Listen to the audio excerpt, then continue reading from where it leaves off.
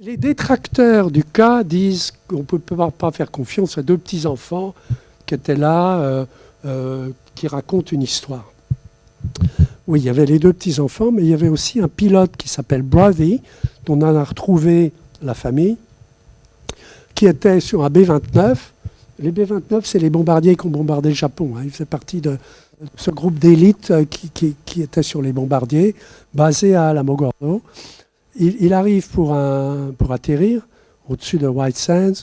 La tour de contrôle à Alamogordo lui dit on a perdu la communication avec la tour de communication au nord du territoire de White Sands. Est-ce que tu peux vérifier qu'est-ce qui se passe? Il fait le tour il regarde cette tour. Elle est penchée, effectivement, elle a été heurtée par quelque chose et il y a un pilier qui est détruit. Alors, il regarde qu'est-ce qui a pu se passer, il voit la végétation en feu, il voit un objet ovoïde qui est au bout de la trajectoire où visiblement l'objet s'est craché dans la végétation, a créé un boulevard en fait, et au bout de ce boulevard, il y a cet objet qui est ovoïde, et il voit deux petits Indiens.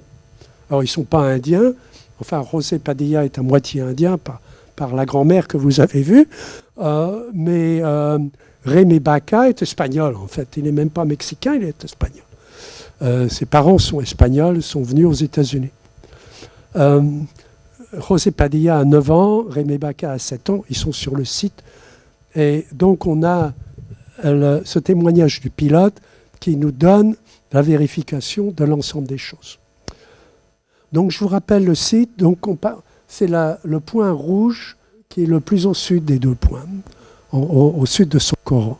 Donc, voilà à quoi ressemble. Ce n'est pas vraiment un désert, ce n'est pas le Sahara, il y a de la végétation. Mais voilà sur une des visites que j'ai pu faire avec José Padilla, qui m'a aidé à m'orienter sur l'ensemble du terrain. Je lui ai demandé de dessiner l'objet qu'il avait vu. Alors, les deux enfants sont à cheval. Ils ont vérifié avant, c'est un cas unique par rapport à Roswell et tous les autres. À Roswell, il n'y avait pas de témoin. N'oublions pas ça. À Roswell, il n'y avait pas de témoin. Il a fallu longtemps pour que les gens du coin retrouvent l'endroit. D'ailleurs, il y a encore des controverses sur savoir s'il y a eu un crash, 2 crashs, lequel est le bon, etc. Enfin bon, on sait beaucoup de choses maintenant sur Roswell, grâce à des recherches qui ont été bien faites, mais dans le cas de San Antonio, les témoins étaient là avant l'objet. Ils ont entendu cette détonation quand il a heurté la tour, ils ont vu l'objet passer au-dessus d'eux et s'écraser, ils l'ont vu... c'est un atterrissage contrôlé, c'est un crash contrôlé. L'objet ne s'est pas cassé. Un avion serait cassé en 1000 pièces. L'objet a gardé son intégrité. Il y a juste un panneau qui a été détaché quand il a heurté la tour. En arrosant le terrain de sortes de cheveux d'ange que les enfants ont ramassés plus tard.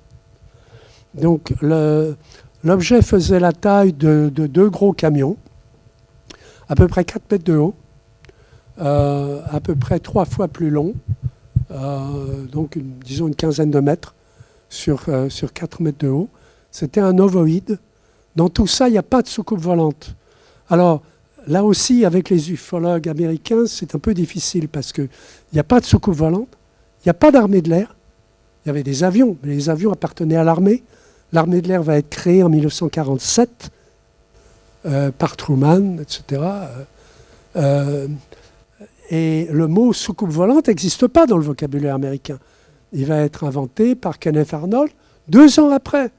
Donc tout ça, il n'y a rien dans la presse américaine sur les ovnis, sur tout ça, il n'y a rien. Donc les enfants pensent que c'est un appareil de l'armée qui s'est écrasé. Ça arrivait souvent parce qu'il y a des montagnes. D'abord, on est à 2000 pieds d'altitude, donc l'atmosphère est déjà différente de l'atmosphère au niveau de la mer. Les pilotes ne sont pas nécessairement au courant exactement de la configuration. Donc, il y a souvent des accidents. Les enfants se précipitent, on leur a dit, quand il y a un accident, vous êtes à 20 km d'une ville, il va falloir chercher des secours, vous êtes les premiers sur le terrain, c'est votre responsabilité de porter secours à l'équipage. Donc ils arrivent, ils voient cet objet. L'objet n'est pas en feu. Il y a un livre qui a parlé de l'objet en feu. C'est une erreur compréhensible. Mais quand on parle aux témoins, les herbes étaient en feu, les cactus étaient en feu. L'objet lui-même avait gardé son intégrité. Il y avait un panneau qui était ouvert. À l'intérieur, ils voyaient 3 petits êtres. Ces petits êtres, ils nous les ont décrits très bien. Ils faisaient à peu près 1,20 m, donc à peu près de la taille des enfants. Ils étaient humanoïdes. J'ai eu le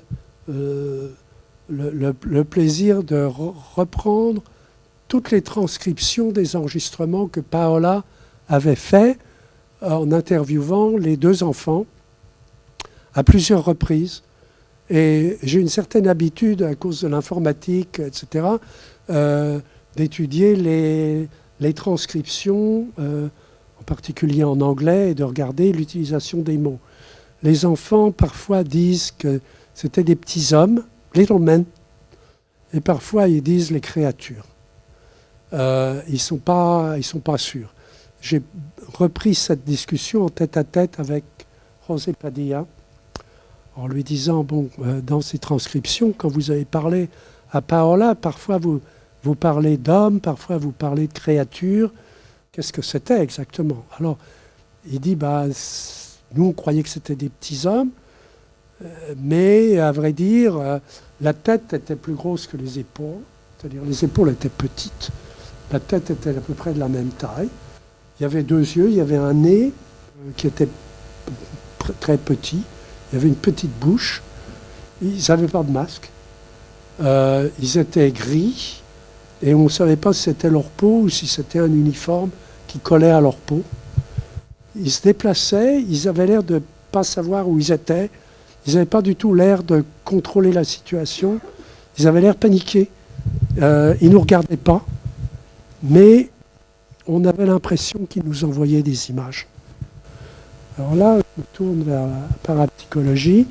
Les témoins, et c'est très souvent les questionnaires du CNES, questionnaires de l'armée de l'air, vont pas sur les effets psychiques. Et c'est une erreur très grave, parce que d'abord, dans des cas d'accident, il y a des effets psychiques sur n'importe qui voit un accident de voiture. Mais en plus, il y a d'autres effets, parce que José Padilla nous a dit que pendant plusieurs années, il avait eu un rêve récurrent